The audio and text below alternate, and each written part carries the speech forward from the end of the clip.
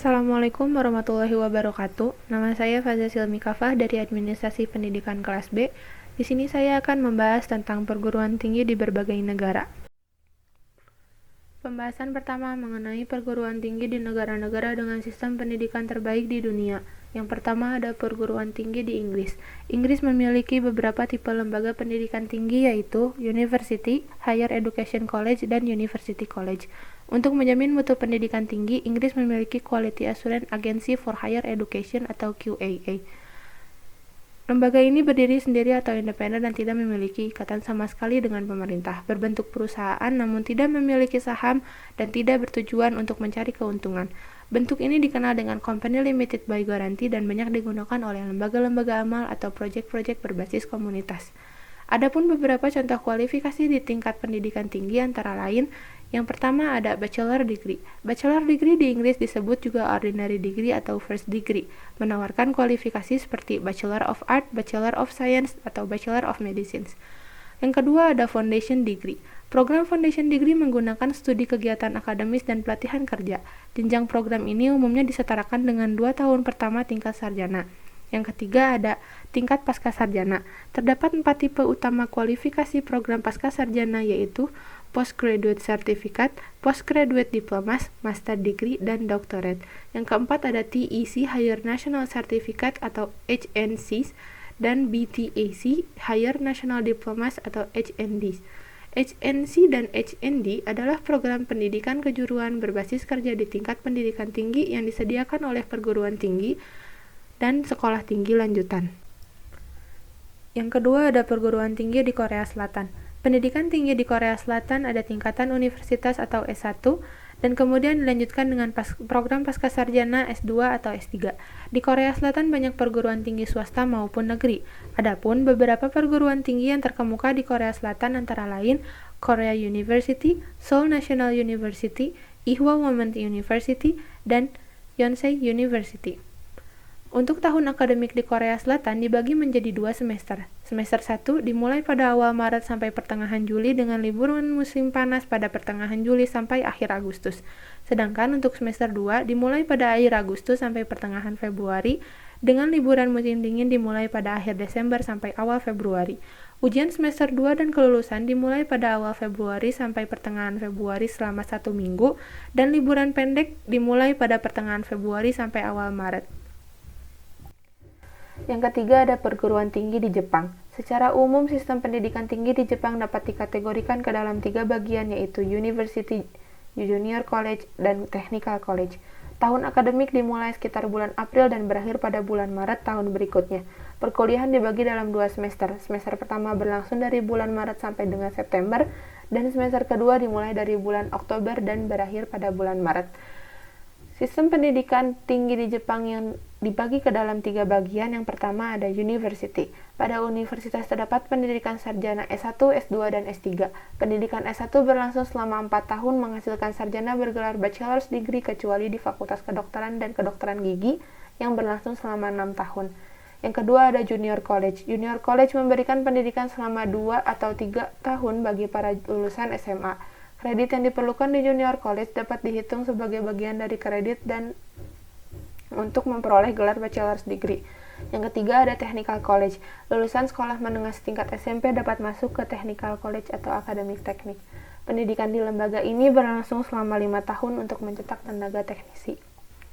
Ada 5 jenis pendidikan tinggi yang bisa dipilih mahasiswa asing di negara Jepang. Yang pertama ada program sarjana menerima 3 macam mahasiswa yaitu mahasiswa reguler, pendengar, dan pengumpul kredit. Mahasiswa reguler adalah mereka yang belajar selama 4 tahun kecuali kedokteran. Mahasiswa pendengar adalah mahasiswa yang diizinkan mengambil mata kuliah tertentu dengan syarat dan jumlah kredit yang berbeda di setiap universitas tetapi kredit itu tidak diakui. Adapun mahasiswa pengumpul kredit hampir sama dengan mahasiswa pendengar tetapi kreditnya diakui. Yang kedua adalah program pascasarjana terdiri atas program master, doktor, mahasiswa peneliti, dan mahasiswa pendengar juga pengumpul kredit. Yang ketiga ada diploma yang lama pendidikannya selama 2 tahun. Yang keempat ada akademi atau special training academy. Yang kelima adalah sekolah kejuruan. Yang keempat ada perguruan tinggi di Finlandia. Sistem pendidikan tinggi Finlandia diatur oleh Deklarasi Bologna. Proses Bologna dimulai pada tahun 1999 ketika Menteri Pendidikan dari 29 negara Eropa menandatangani Deklarasi Bologna di kota Bologna, Italia. Tujuan dari proses ini adalah untuk menciptakan standar pendidikan untuk tingkat akademis dan penjaminan mutu, agar siswa lebih mudah berpindah dari satu negara Eropa ke negara lain dan untuk meningkatkan kualitas keseluruhan pendidikan tinggi di Eropa. Sistem Bologna menggunakan European Credit Transfer System atau ECTS untuk mengukur jumlah kredit pendidikan tinggi. Ada dua jenis institusi pendidikan tinggi di Finlandia. Yang pertama ada universitas, berfokus untuk penelitian karena mereka memberikan pendidikan yang lebih teoritis. Yang kedua, universitas ilmu terapan, berfokus pada keterampilan praktis dan jarang mengajar penelitian, namun mereka terlibat dalam proyek pengembangan industri. Semua universitas Finlandia diatur oleh negara, sedangkan sekolah kejuruan dan politeknik diperintah oleh pemerintah daerah atau oleh entitas swasta. Selanjutnya, klasifikasi derajat pada perguruan tinggi di Finlandia. Yang pertama ada sarjana. Berlangsung selama 3 tahun dengan total 180 kredit ECTS terhadap seorang sarjana profesional atau sarjana akademis, menawarkan pengajaran inti siswa dalam disiplin yang dipilih, serta pendidikan umum yang luas. Sarjana akademi memberi akses pada studi master. Yang kedua ada gelar master. Berlangsung selama 1 atau 2 tahun dengan jumlah 60 atau 120 kredit ECTS, menyediakan konten khusus dan memungkinkan pengembangan lebih lanjut dari proses penelitian ilmiah. Setelah mendapatkan gelar master, siswa dapat memilih untuk melanjutkan proyek penelitian yang mengarah ke gelar doktor. Yang ketiga ada gelar doktor. Gelar doktor di Finlandia biasanya berlangsung sekitar 4 tahun. Selanjutnya, program dokumenter siapakah ini atau mahasiswa dapat menghubungi jurusan minat untuk pilihan studi doktor. Gelar magister adalah persyaratan untuk gelar doktor dan aplikasi dapat dilakukan langsung di universitas. Yang kelima ada perguruan tinggi di Amerika Serikat. Pendidikan tinggi di Amerika Serikat dikenal dengan kualitasnya yang prima, aksesibilitasnya yang mudah, dan fleksibilitasnya. Pendidikan tinggi di Amerika Serikat umumnya merupakan perpaduan antara institusi pemerintah dan swasta. Beberapa di antaranya merupakan institusi yang berdiri sendiri secara otonom. Yang pertama ada Universitas Negara Bagian. Universitas Negara Bagian didirikan dan disubsidi oleh pemerintah. Biaya kuliah umumnya lebih rendah daripada universitas swasta, dan penduduk yang tinggal di negara bagian tersebut membayar biaya pendidikan yang lebih murah daripada penduduk dari luar negara bagian tersebut. Yang kedua ada institusi swasta. Institusi swasta mendapatkan biaya dan uang kuliah, dana hibah, dan donasi yang didapatkan dari mahasiswa dan alumninya sendiri. Biayanya cenderung lebih tinggi daripada universitas negara bagian, dan tidak ada perbedaan biaya kuliah antara penduduk dalam maupun luar negara bagian tersebut. Yang ketiga ada kolase teknis dan kejuruan. Kolase teknis dan kejuruan menawarkan program jangka pendek untuk melatih mahasiswa dalam bidang kejuruan tertentu, serta mengajarkan keterampilan spesifik. Waktu kuliah umumnya adalah 2 tahun. Yang terakhir ada community college.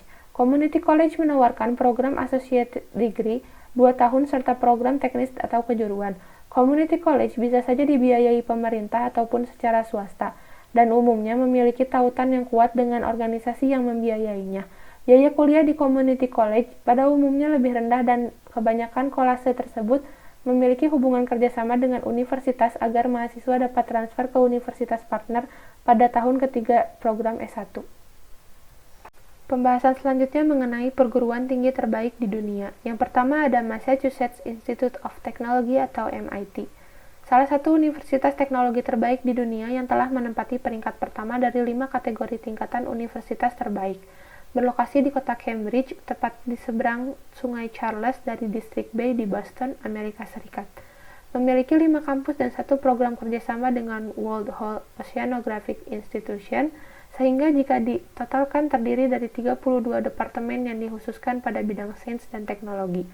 Memiliki 5 departemen utama yaitu the Department of Architecture, the Department of Urban Studies and Planning, the Media Laboratory, the Center for Real Estate, dan the Program in Art, Culture, and Technology. Yang kedua ada Stanford University. Leland Stanford Junior University yang lazim dikenal sebagai Universitas Stanford terletak di Stanford, California. Stanford University pertama kali membuka pintu kelasnya untuk para mahasiswa pada tahun 1981 setelah melewati 6 bulan masa perencanaan dan pembangunan. Universitas ini menawarkan sekolah-sekolah diantaranya sekolah humaniora dan sains, sekolah teknik, sekolah ilmu kebumian, sekolah pendidikan, sekolah bisnis pascasarjana, sekolah hukum Stanford, dan sekolah kedokteran Universitas Stanford. Yang ketiga ada Harvard University. Harvard College didirikan tahun 1636. Kampus utama Harvard berada di Cambridge dan Boston. Sejak pertama kali berdiri, Universitas Harvard tidak diikuti dengan kata university, melainkan college. Baru pada tahun 1780 namanya berubah menjadi Harvard University. Universitas Harvard memiliki 9 fakultas ternama, antara lain Harvard Faculty of Art and Science, Harvard Medical School, Harvard Divinity School, Harvard Law School, Harvard Business School, Harvard Graduate School of Design, Harvard Graduate School of Education, Harvard School of Public Health, and Kennedy School of Government. Memiliki program studi lanjutan dan summer program atau program musim panas. Fasilitas yang tersedia di kampus ini diantaranya Museum Seni Harvard dan perpustakaan yang merupakan perpustakaan terbesar kedua di dunia setelah Perpustakaan Kongres Amerika Serikat. University of Oxford. Sejarah keberadaan Oxford University sudah terlacak pada akhir abad ke-11. Terletak di Wellington Square, Oxford, memiliki 4 divisi akademik di sini, yaitu humaniora, ilmu medis, matematika, fisika dan ilmu alam, dan ilmu sosial. Beberapa program yang ditawarkan diantaranya sains, biokimia, kimia, komputer, ornitologi, ilmu teknik, studi Islam, material, matematika, dan lain-lain. Terdiri dari 38 kampus, Constituent College kerap menghasilkan lulusan yang sukses menduduki level jabatan Perdana Menteri atau Presiden. Sebut saja Perdana Menteri Inggris dan Presiden Pakistan Liaquat Ali Khan. Selanjutnya ada California Institute of Technology. California Institute of Technology memang lebih dikenal dengan nama singkatannya, yaitu Caltech. Berlokasi di California, didirikan pada 1891, kampus ini terletak di kawasan Pasadena, California, Amerika Serikat.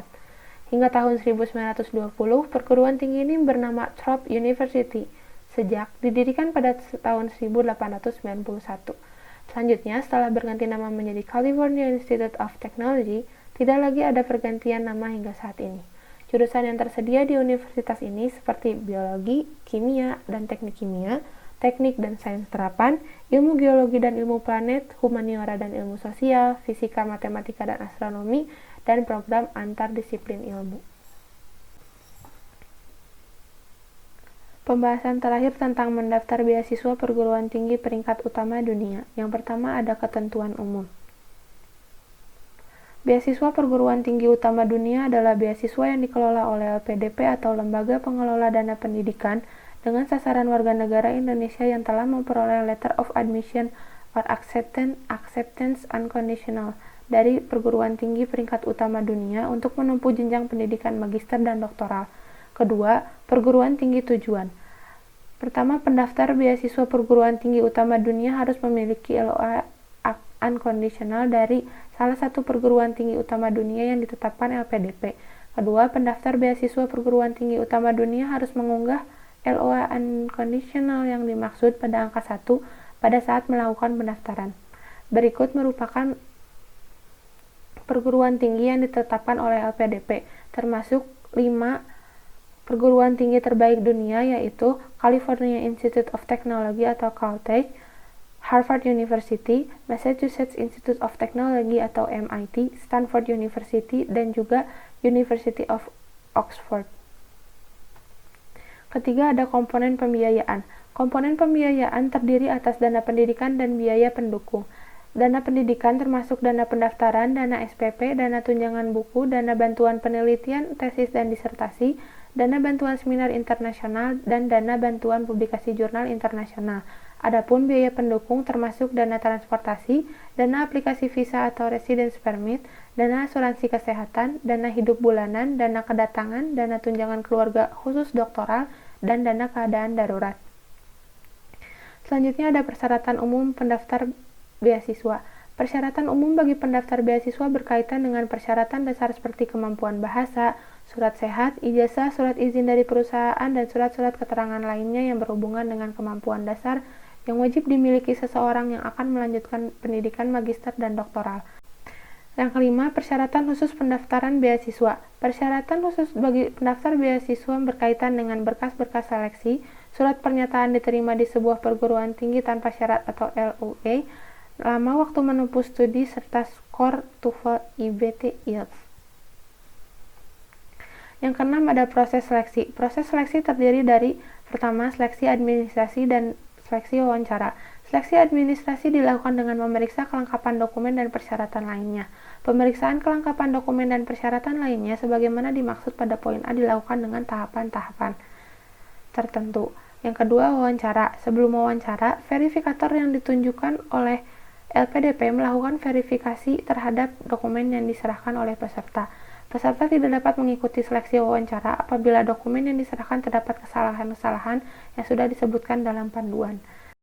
Yang terakhir, ada pendaftaran. Pendaftaran dilaksanakan secara online dengan cara mengisi formulir pendaftaran dan mengunggah semua dokumen kelengkapannya pada laman resmi LPDP di beasiswa.lpdp.kemenke.go.id. Sekian pemaparan terkait perguruan tinggi di berbagai negara. Kurang lebihnya mohon maaf. Wassalamualaikum warahmatullahi wabarakatuh.